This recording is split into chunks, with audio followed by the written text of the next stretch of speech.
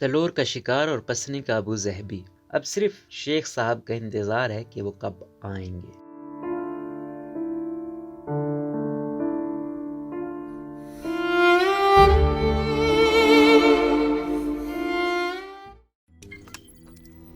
روزنامہ قدرت کی ویڈیو دیکھنے کے لیے ابھی یوٹیوب چینل پر سبسکرائب کریں اور بیل آئیکن پر بھی کلک کریں۔ سن 1983 میں پسنی شہر میں دو فوجی سپاہی ایک ٹرانسپورٹر کی دکان پر آ کر رکے۔ ان میں سے ایک نے دکان کے مالک سے پوچھا کہ ایک عرب شیخ کو پنجگور لے کر جانا ہے، کیا آپ کے پاس کوئی اچھی گاڑی ہے؟ اس کے جواب میں دکان کے مالک، جنہیں کچھ برسوں بعد بڑے حاجی کے نام سے جانے لگا تھا، نے بتایا کہ ہاں میری گاڑی اچھی ہے۔ دکان کے مالک نے گاڑی کے ساتھ اپنے 31 سالہ بیٹے حنیف کو عرب شیخ کو پنجگور لے جانے کے لیے بھیج دیا۔ اس واقعے کے لگ بھگ 37 سال بعد آج مقامی لوگ بڑے حاجی کے اسی بیٹے کو حاجی حنیف کے نام سے جانتے ہیں، اور وہ پسنی میں متحدہ عرب امارات سے آنے والے شیخوں کی رہائش کا سارا نظام بھی سنبھالتے ہیں۔ جس شیخ کے لیے اچھی حالت میں گاڑی درکار تھی، اس کا نام شیخ سرور بن محمد النہان تھا، جو ابو ظہبی سے ہیں، اور ان کا تعلق متحدہ عرب امارات کے 6 حکمران خاندانوں میں سے ایک النہان خاندان سے ہے۔ اس خاندان کے بارے میں کہا جاتا ہے کہ اس کا تعلق بنی یاس قبیلے سے، جو سن 1793 سے حکمرانی کرتا آ رہا ہے۔ اس وقت شیخ سرور تلور کے شکار کے لیے پسنی پہنچتے۔ تلور سے متعلق کئی تحریریں پہلے بھی لکھی جا چکی ہیں، اور یہ سوالات بھی اٹھائے جاتے رہے ہیں کہ آخر کیوں اس کے شکار کے لیے پاکستان اپنے 3 صوبوں یعنی سندھ، بلوچستان اور پنجاب میں مختلف جگہیں مختص کرتا ہے۔ پاکستان کو اس سے کیا فائدہ ملتا ہے؟ اور یہ سوال بھی کہ کیا یہ سلسلہ کبھی ختم ہوگا؟ لیکن اس سوالات کے جواب جاننے سے قبل پسنی شہر کے حاجی حنیف کی بات کرتے ہیں۔ حاجی حنیف رواں برس شیخ سرور کی فروری میں پسنی آمد سے پہلے ہی تمام تر تیاریاں مکمل کرنے میں مصروف ہے۔ ہر سال صرف ایک ہفتے یا 10 دن کے لیے ان کی زندگی کا تمام تر دار و مدار پسنی آنے والے شیخ ہوتے ہیں۔ اسی ایک ہفتے کے دوران سے پسنی کے 30 اور خاندان بھی منسلک ہیں۔ پسنی کا ابو ظہبی بلوچستان کے ساحلی علاقے گوادر سے تقریباً 1 گھنٹے کی مسافت پر پسنی کے پرانے ایئرپورٹ سے پہلے ایک لمبی سڑک آتی ہے، جہاں سڑک کی ایک جانب باڑ اور دوسری جانب ریتلی زمین ہے۔ اس سڑک پر تقریباً 3 کلومیٹر چلنے کے بعد متحدہ عرب امارات کی نمبر پلیٹ والی ایک جیپ ہمارے سامنے آ کر رکی۔ اس میں بیٹھے ڈرائیور نے پوچھا کہ کیا ہم لوگ حاجی حنیف سے ملنے آئے ہیں؟ اب یہاں سے لے کر حاجی حنیف کے کمپاؤنڈ تک پہنچنے میں تقریباً 3 اور کمپاؤنڈ گزرے، جو جدید طرز پر بنے ہوئے تھے۔ ایسا لگ رہا تھا کہ ہم لوگ پسنی کے راستے ابو ظہبی پہنچ گئے ہیں۔ بظاہر ایک عام سے گیٹ سے گزرنے کے بعد بائیں ہاتھ کئی نئی اور پرانی گاڑیاں، ٹرک اور پجارو گاڑیاں کھڑی دکھائی دیں، اور دوسری جانب اوپر دیکھنے پر ایک سیڑھی نظر آئی، جہاں سے ایک آدمی 2 کبوتروں کو اٹھائے اتر رہا تھا۔ ہمیں ایک مہمان خانے میں بٹھا دیا گیا، جہاں پر موجود ٹی وی پر متحدہ عرب امارات کا ایک چینل لگا ہوا تھا، جس پر بازوں کی ریس دکھائی جا رہی تھی، اور ایک باز کے پہلے نمبر آنے پر عربی میں شاید اس کی تعریف بھی کی جا رہی تھی۔ حاجی حنیف کے آتے ہی کمرے میں عطر کی خوشبو پھیل گئی، اور بیٹھتے ہی انہوں نے سن 1988 سے لے کر 1990 کی دہائی میں ہونے والی شکاری مہموں کی تصاویر مجھے تھما دی۔ حاجی حنیف مسلم سینٹا کلائز جیسے لگتے ہیں، جو اپنے علاقے کے لیے کچھ کرنا چاہتے ہیں۔ 1983 میں ہمارا ٹرانسپورٹ کا کام، اسپیئر پارٹس کی دکان اور پان کا کیبن تھا۔ شیخ صاحب کو گاڑی کرائے پر دینے کے بعد وہ پھر دوبارہ ہمارے ہی پاس آئے۔ پھر میں اور میرا خاندان ان شیخ کے ساتھ منسلک ہو گیا۔ ہمارے علاوہ 10-11 بندے اور ہیں، جو بلوچستان کے مختلف علاقوں میں ان کی رہائش کا بندوبست اور خیال رکھتے ہیں۔ اگر تاریخ دیکھیں تو زیادہ تر محققین پاکستان میں تلور کے شکار کا باقاعدہ شروعات کا وقت سن 1973 سے شروع کرتے ہیں۔ 1970 کی دہائی سے باقاعدہ طور پر تلور کے شکار کے لیے خلیجی ممالک سے عرب شیخ اور حکمران خاندانوں نے پاکستان میں آنا شروع کر دیا تھا۔ ان دوروں کو نجی دوروں کا نام دیا گیا، جسے پاکستان نے ماضی میں ان ممالک سے اپنے سفارتی تعلقات استوار کرنے کے لیے بھی استعمال کیا۔ اسی دہائی میں خلیجی ممالک میں تیل کی پیداوار کے نتیجے میں دولت آئی تھی، اور پھر دیکھتے ہی دیکھتے سعودی عرب اور متحدہ عرب امارات سے شیخ نجی دوروں کے لیے زیادہ سے زیادہ پاکستان آنے لگے۔ سن 1983 میں شیخ سرور دوبارہ آئے، اور اس بار انہوں نے حاجی حنیف کو خود بلایا۔ کرتے کرتے حاجی حنیف سے ان کی دوستی ہو گئی۔ حاجی حنیف بتاتے ہیں کہ برشیخ نے میرے گھر میں اپنے تقریباً 20 گاڑیاں کھڑی کر دیں، تاکہ گاڑیوں کی حفاظت ہو سکے، اور ہماری ذمہ داری اور بڑھ گئی۔ شکار کے بعد یہ اپنی گاڑیاں واپس لے کر چلے جاتے تھے، لیکن اب کچھ گاڑیاں یہی رہتی ہیں۔ سن 1984 میں حاجی حنیف نے انہیں مشورہ دیا کہ وہ اسی شہر میں یعنی پسنی میں اپنا گھر بنائیں۔ اس وقت یہ لوگ جنگلوں میں ٹینٹ لگاتے تھے۔ آہستہ آہستہ حکومت بلوچستان سے یہ جگہ الاٹ ہو گئی، شکار کرنے کے لیے بھی اور رہائش کے لیے بھی، اور پھر یہ بھی طے پایا کہ ان کے آنے پر ان کا خیال میں رکھوں گا۔ سن 1999 میں حکومت بلوچستان نے بلوچستان کے مختلف علاقوں میں الاٹمنٹ شروع کر دی۔ اس الاٹمنٹ کے بعد پسنی، پنجگور اور گوادر میں متحدہ عرب امارات سے شیخ آنے لگے۔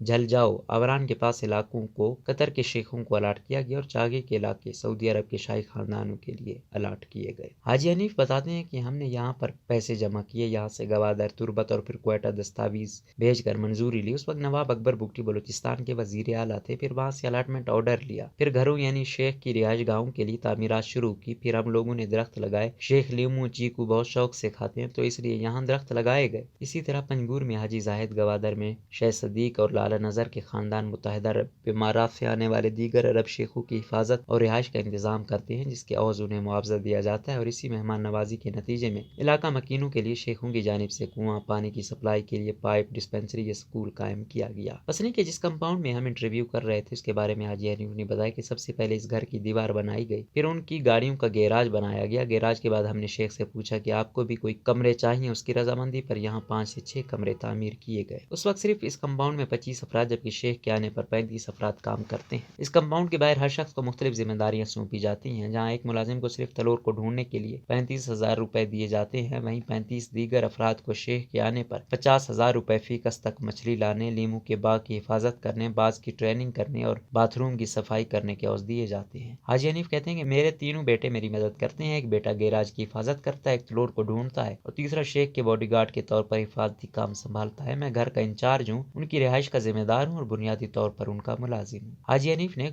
खजूर की प्लेट अपने छोटे बेटे से लेते हुए हमारे सामने रखते हुए कहा, ये तमाम सरगर्मी हफ्ता 10 दिन की होती है और इस दौरान कई घर आबाद हो जाते हैं। खैमों की तस्वीर दिखाते हुए हाजी हनीफ ने बताया कि सन 1980 और 1990 की दहाई में हम सब शिकार के लिए सुबह सवेरे निकल जाते थे, जिसके बाद एक मकाम पर बाज को हवा में छोड़ा जाता। ज्यादातर उनके लोग पहले ही ये पता लगा चुके होते हैं कि किस जगह तलोर कितनी देर के लिए आता है। जैसे ही बाज को छोड़ा जाता, हमारी गाड़ियां उसके पीछे दौड़ती। अब रेत हो या झाड़ियां आए, हमें गाड़ी उसी बाज के पीछे भगानी होती है। और जैसे ही बाज तलोर को पकड़ लेता है, हम लोग भी उतर जाते हैं और उन्हें खेमों में बैठकर उसे पकाकर खा लेते हैं। मौजूदा हालात के बारे में उन्होंने कहा कि अब हम लोग पहले से ही तलोर पकड़ कर रख लेते हैं क्योंकि अब उनकी तादाद बहुत कम हो गई है। लेकिन फिर उन्होंने जल्दी से बताया कि इसके लिए शेख रूस में पैसे लगाकर इस परिंदे की निगहदाश्त और ब्रीडिंग का इंतजाम भी कर रहे हैं। ये बताते ही हाजी हनीफ हमें पूरे कंपाउंड का दौरा कराने के लिए खड़े हो गए। यहाँ हर काम करने का मुआवजा मिलता है। किचन में दाखिल हुए तो वहाँ सफाई का काम जारी था और एक शख्स बिल्कुल सामने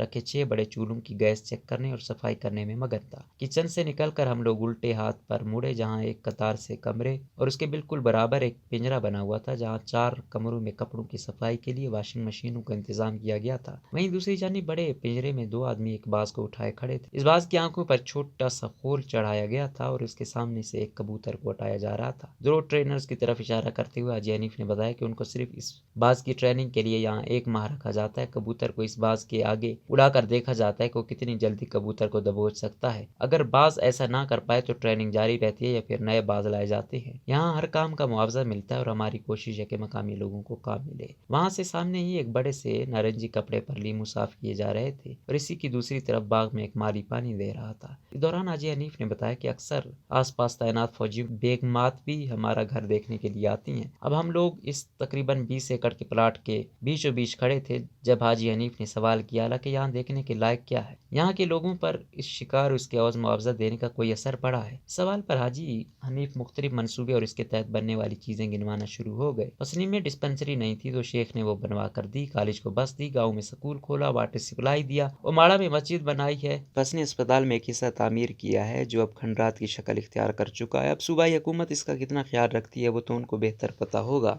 मैंने पूछा कि क्या आप चाहते हैं कि आपके बच्चे भी इस तरह शेख का ख्याल करें जैसा कि आप इतने सालों से रखते आए हैं? नहीं, मेरा ये ख्याल नहीं है। मैं कहता हूँ कि बच्चे अपना कारोबार करें। अभी तो खैर मेरा हाथ बटाते हैं लेकिन मेरा ये दिल नहीं है। हाजी हनीफ ये बात करने के बाद कुछ देर के लिए रुक गए क्योंकि उनकी आवाज़ अचानक से भारी हो गई थी। अपना मुस्तकबिल संभाले, बिजनेस करें, कारोबार करें। मैं तो बूढ़ा हो गया उनके साथ, वो तो बूढ़े नहीं हुए। उन्होंने कहा कि यहाँ ईरानी सामान आता है, कराची से सामान आता है और इसकी फरोख्त होती है, इसकी खरीदो फरोख्त से कारोबार चलता है। लेकिन अहम बात ये है कि शाही खानदान का आना हमारे लिए, हमारे इलाके के लिए और मुल्क के लिए बहुत अच्छा है। उनके आने पर हम तमाम तर सामान इन्हीं बाजारों से ले लेते हैं। हमने तो तमाम तर तैयारियां मुकम्मल कर ली हैं। अब सिर्फ शेख साहब का इंतजार है कि वो कब आएंगे।